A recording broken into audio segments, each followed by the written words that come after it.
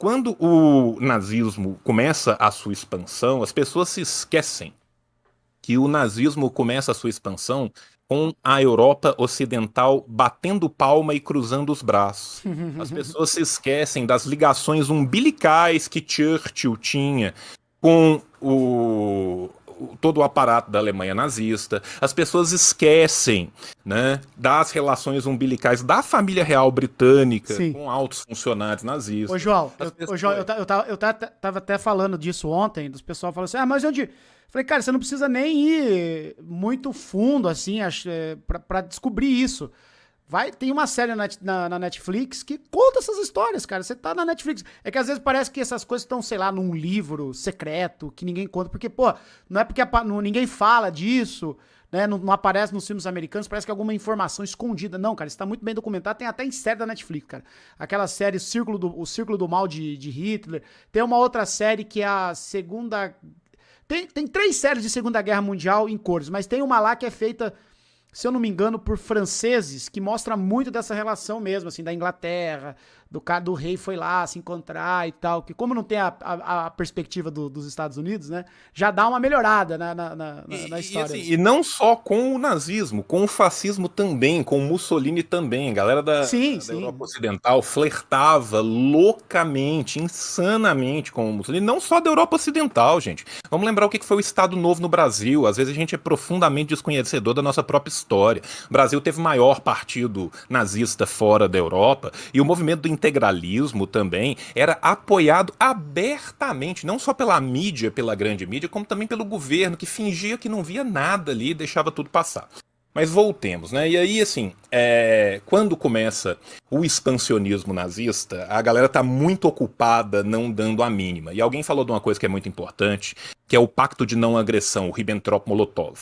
Né? Vou voltar um pouco no tempo, porque é importante dar contexto. A primeira vez que você tem um soviético virando e falando assim, olha, vai ter, possivelmente, uma Segunda Guerra Mundial interimperialista em breve, é em 1922. Em 1922, nos congressos do PICUS, já tem gente falando da possibilidade de uma guerra interimperialista. Quando chega no final da década de 20, não se fala mais da possibilidade, se fala da certeza e começa a se prever datas. Tá? Então, desde o final de 20, a União Soviética já sabia, esperava, e aí, gente, não é porque a pessoa tem bola de cristal, não é porque a pessoa está à frente do seu tempo, é porque a pessoa observa os movimentos que estão acontecendo do lado dela. O materialismo ele é tão lindo exatamente porque ele não é ideal.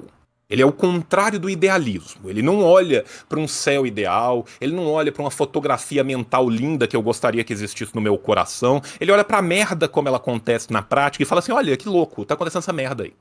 Né? E os caras já tinham essa previsão. Tratados de não agressão com a Alemanha foram firmados também pela Inglaterra, foram firmados pela Espanha, foram firmados por diversos outros países. A União Soviética sabia da agressão e sabia que a partir do momento que a Alemanha pudesse, ela entraria para dentro, né, da região eslava como um todo, porque os teóricos do nazismo falavam isso abertamente. Uhum.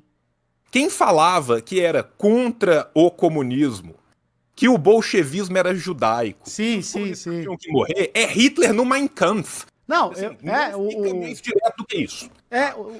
Assim, se as pessoas tivessem a decência, né, de ver o que o próprio Hitler falava, não precisa nem falar assim, ah, mas era o Goebbels, não era o Hitler, ah, mas era o Klaus Barbie, não era o Hitler. Não, o Hitler no Mein Kampf, ou seja, antes de ele chegar no poder. Ele falava, quando eu chegar no poder, eu vou matar uma galera do caralho, a começar dos judeus, comunistas, ciganos, homossexuais, minoritas. E isso tudo foi dito abertamente. Esses movimentos eram abertos. sim. Estes movimentos eram conhecidos por todos. E era muito claro para a União Soviética que o teatro de guerra europeu iria começar em breve. Por quê? Porque o nosso cronograma de guerra é totalmente eurocentrado. Nós somos vítimas do ocidentalismo o tempo todo.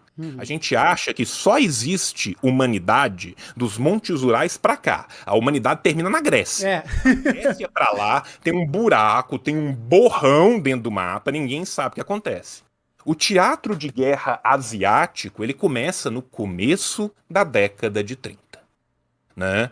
O expansionismo nipônico, fortemente apoiado já pela Alemanha, já pela Itália, ele começa no começo da década de 30, tá? Então, assim, invasão à Mongólia, o expansionismo, as áreas de influência, a entrada na região do antigo Vietnã, do atual Vietnã, da antiga Indochina, a entrada na Coreia, a entrada na Coreia é muito antes, a entrada na China, enfim, todo o expansionismo nipônico, ele já começou muito antes, você já tem um teatro de guerra acontecendo. É porque a gente só considera a guerra mundial na hora que o primeiro branco morre. Né? Então, assim, vira guerra na hora que pisa na França. Né? Porque, assim, foda-se, Polônia, Sudete, essas merdas, a gente não sabe nem apontar no mapa. Né? A Ásia não existe, porque a humanidade acabou na Grécia, mas vai começar aqui.